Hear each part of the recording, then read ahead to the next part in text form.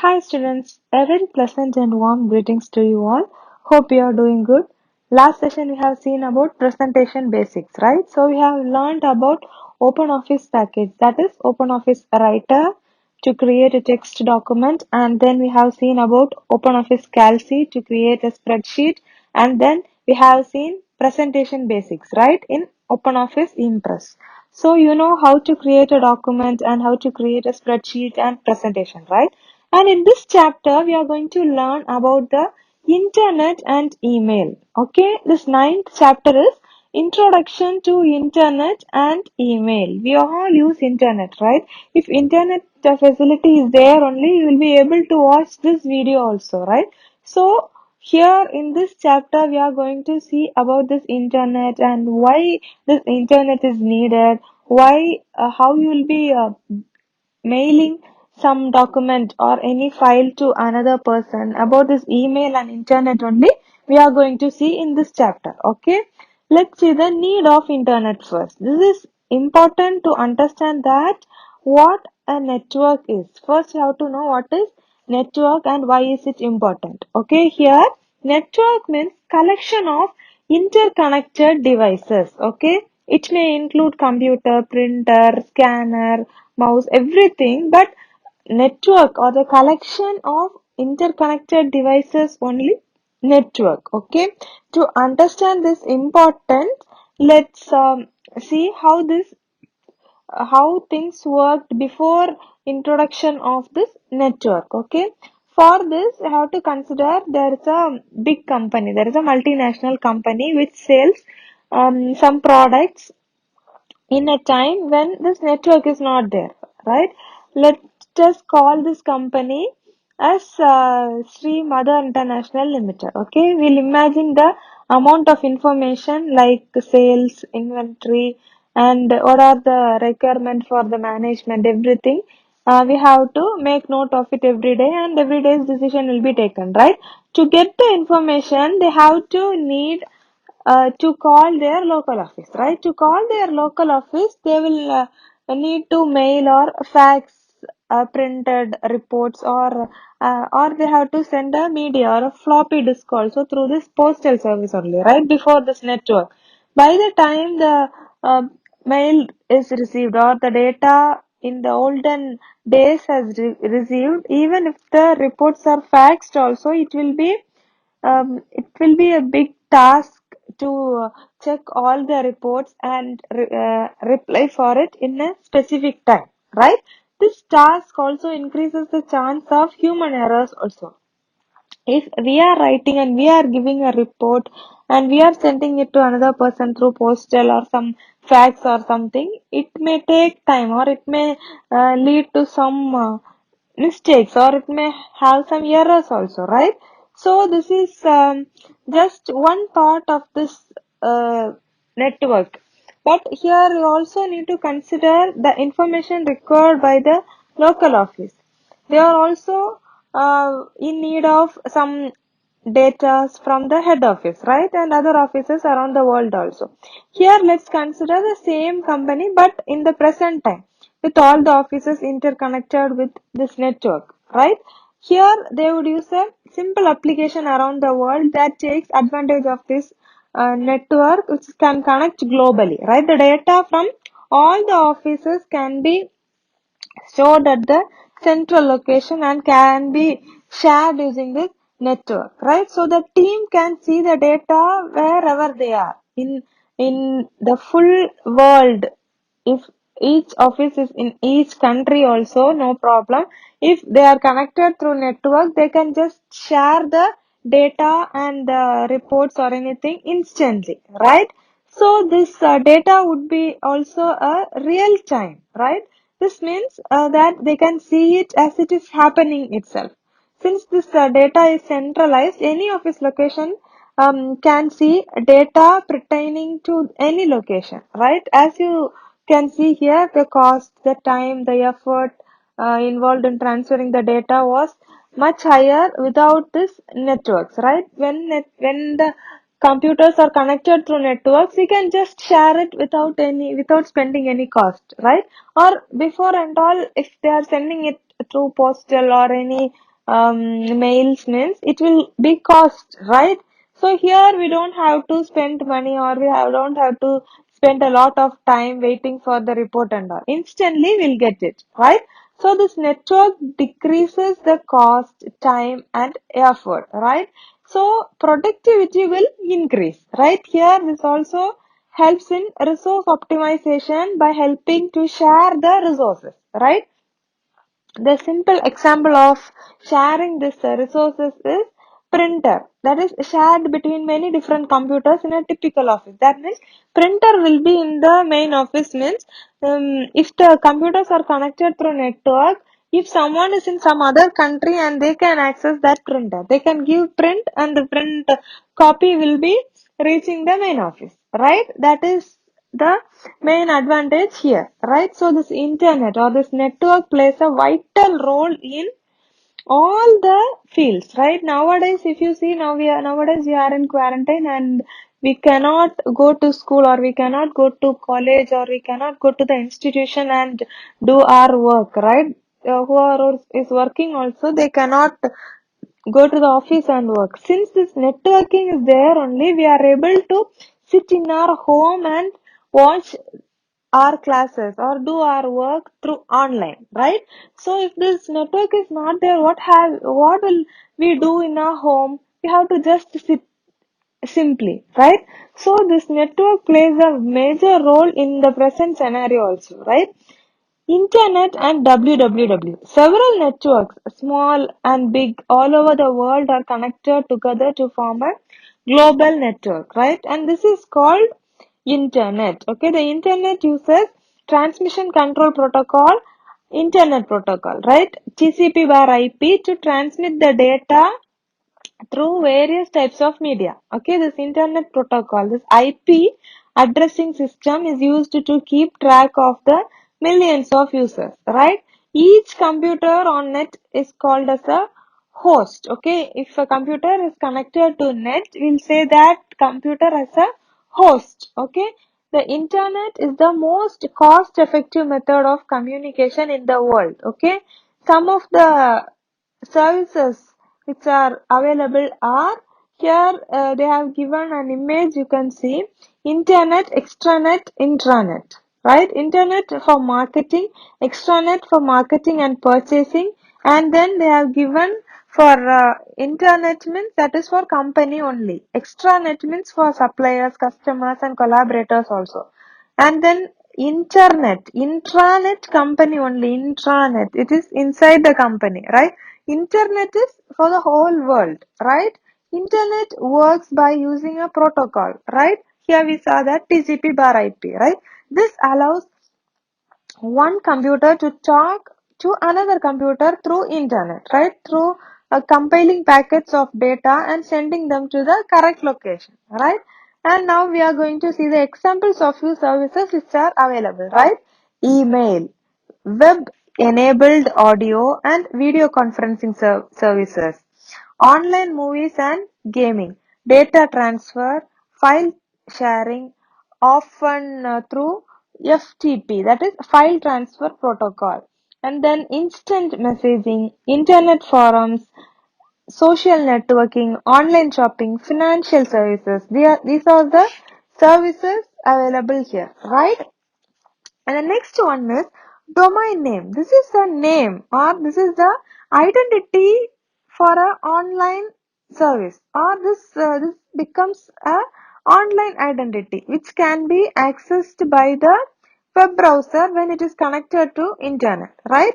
Let's see some domain names here. Generic domain name .com, you would have heard. Google.com, right? Gmail.com. Com means commercial organization, okay? .gov, that is government or institution, right? .org, that is non-profit organization. .net, that is network support group, right? .edu, that is educational institution, right? These are all the generic domain names, okay? .com, .gov, .org, .net, .edu. These are all the generic domain name, right? Next, let's see what is country level domain name. .in. You would have used google.com. That is commercial organization. That is a generic domain name, and you would have seen google.co.in also. That is .in means it represents the country level domain, right? Country level domain means .in is India, right? .au means Australia. .us means United States of America. .jp means it is Japan. .ru means Russia. .sg is for Singapore, right? So these are all the country level domain name. Here in India, if you are using that particular search engine or that website, means they'll be having the description as India means the domain name will be .in. If you are using it in United States of America, means the domain name will be with .us, right? Next, let's see what is URL, right? URL is Uniform Resource Locator. Okay, Uniform Resource Locator. Every server on the internet has a IP address, right? A unique number which consists of 4 parts, and these will be separated by dots, right? The IP address means we'll be having IP address in our system also. It will be as 128.143.22.55 like that. Some numbers will be there. It will have 4 parts and it will be separated with dot, right? At the time, the number keeps changing, hence it is harder for people to remember the number than to remember the word combination, right? Here, so the address are given in word based addresses. These are called URL, right? The URL and the IP number are one and the same only. Since we cannot keep all these numbers in mind, this URL came. URL is the word based address. Okay, IP address is number based, right? IP address will have numbers in 4 parts and it will be separated with dots, right? Here URL means it is word based address and it will be in words, right? Here uniform resource locator, in this image if you see, first one is there, right? HTTP :// that is the protocol, that is the hypertext transfer, right? That is the protocol. And www is there, right? That is subdomain, right? And Google, that is domain name, right? That is domain name. And .com we saw here, that is the generic domain name, right? So here they have given us top level domain, that is TLD, right? So this HTTP :/ is the hypertext transfer, right? That is the protocol. And www is the subdomain and Google is the domain name and .com is the top level domain, right? Who governs the domain? One of the most frequently asked question is, we all use internet. Who runs it? The truth is that no centralized management of the internet exists, right? There is nothing called the centralized management for the internet. The internet as a whole does not have a single controller, but the internet society, that is voluntary membership organization, takes the responsibility to promote global information exchange through the internet technology, right? This Internet Corporation for Assigned Names and Numbers, ICANN, that is Internet Corporation for Assigned Name and Numbers, right? This ICANN, this administers the domain name registration. Okay, this helps to avoid a name which is already registered there, right? And next is www. We all know what is www, right? Here W3C, that is W3C is World Wide Web Consortium. Okay, W3C. This is a international community and this includes a full-time staff, industry experts and many members organization, right? Here this group works together to develop the standards for this www, right? We know what is www, World Wide Web, right? This World Wide Web Consortium is a international organization, right? This is committed to improve the web. Okay, this is made up of several hundreds of members in the organization from a variety of related IT industries, right? This sets standards for this WWW, right? For this World Wide Web. This World Wide Web Consortium only sets standards for the World Wide Web to facilitate better communication ability and cooperation among all the web stakeholders, right? This is established in the year 1994 by the creator of WWW. Who is the creator of WWW? Tim Berners-Lee, right? So that is about WWW, that is World Wide Web Consortium. Okay. Next, let's see the types of internet services. Okay. What are the types of internet services?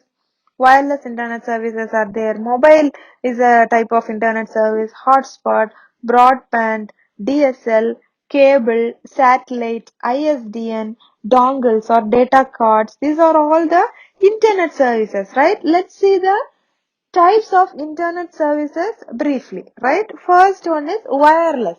Radio frequency bands. These are used in the place of telephones or cable networks, right? One of the greatest advantage of wireless internet connection is the always on connection that can be accessed from any location that falls within the network coverage, right?